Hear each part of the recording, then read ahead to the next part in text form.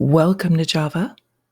It's March 12th, 2025, and it is also Wednesday. I am calling this one Steel, Aluminum, and Inflation Day, as well as lots of blood, not so much in the markets this morning, but real blood. We'll talk about that in a bit. It's also Discord Day, so we'll have our discussion after the market close in New York, as well as Greg's live stream. So this happens about 5 p.m.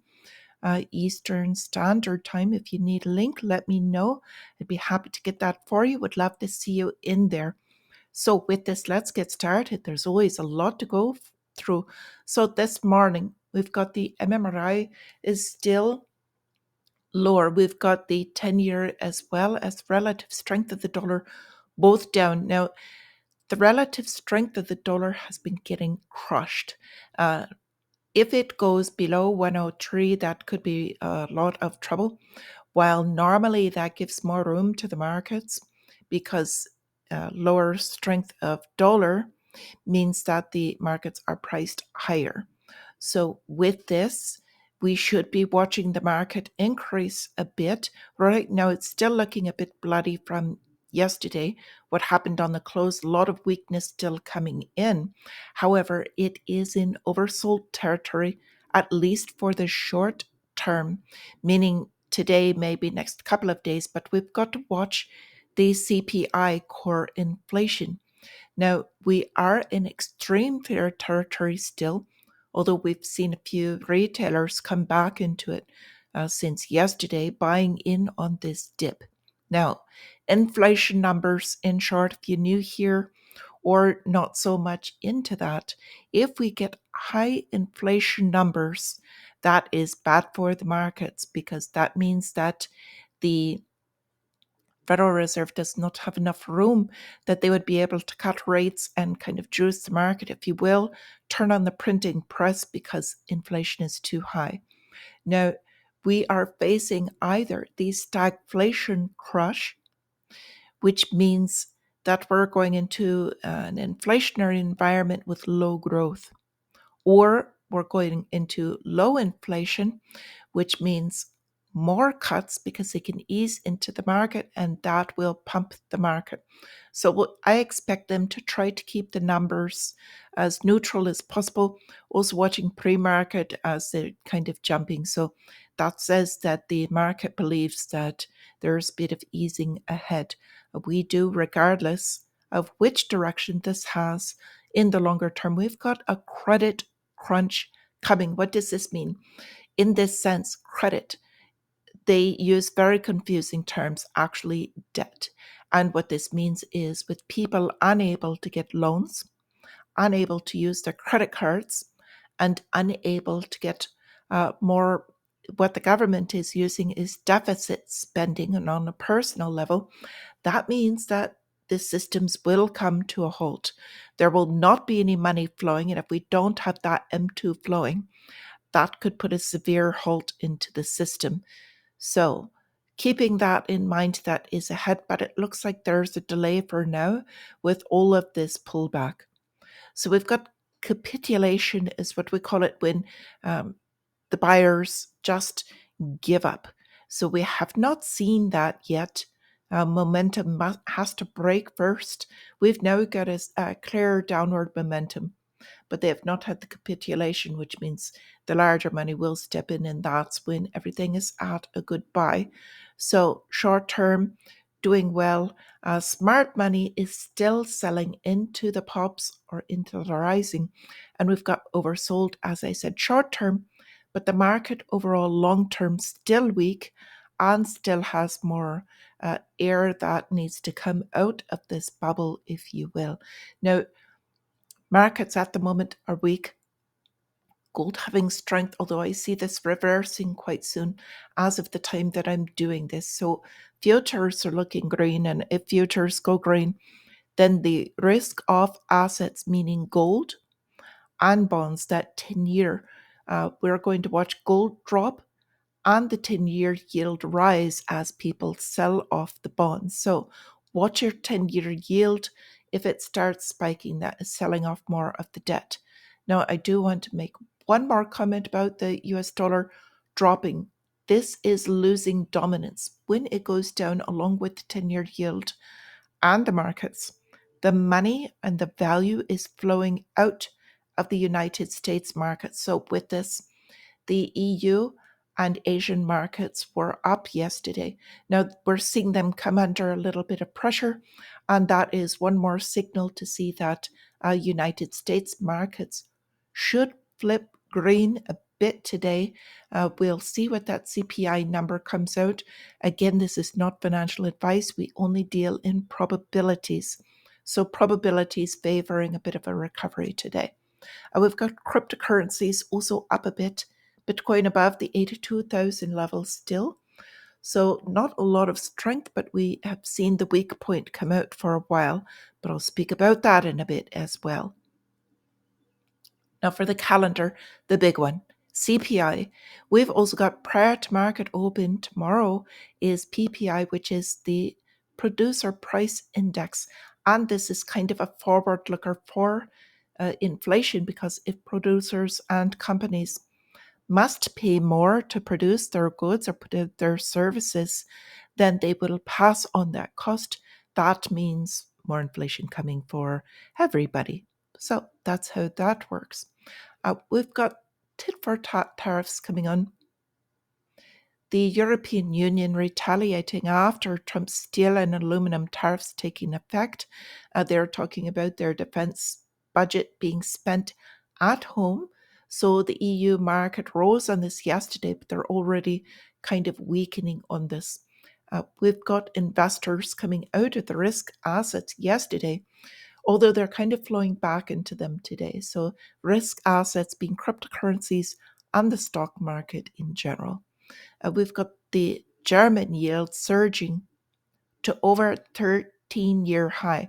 This is because they jumped into a lot of debt, shifting their policy after quite some time. So you can see this difference of 13 years it's quite significant. So looking at the United States equities, we've got, this is talking about, it's from Bloomberg, global rotation favoring Hong Kong and European stocks. Well, this is kind of a generalization, but this is a little bit of a caveat to the follow the money.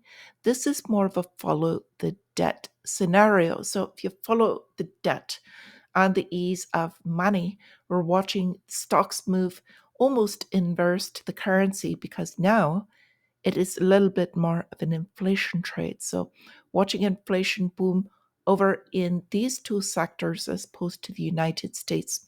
Now, again, the EU defense budget that they have just opened up could bolster Europe's economy. Now, this is also a little bit misspoken. It's not just the economy.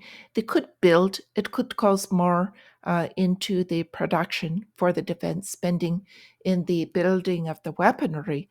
However, in general, it's just easing and means flowing into the stock markets, but not necessarily the economy as a whole. So in general, our larger stories that we've got to see, I want to just mention some of the larger things going on.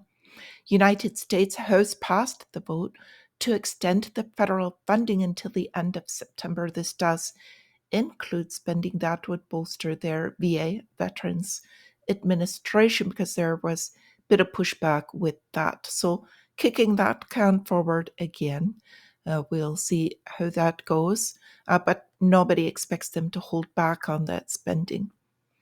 We've got the United States did agree to resume military aid as well as intel sharing with Ukraine. Now, this kind of kneecapped their efforts and their war effort, because they cannot strike targets.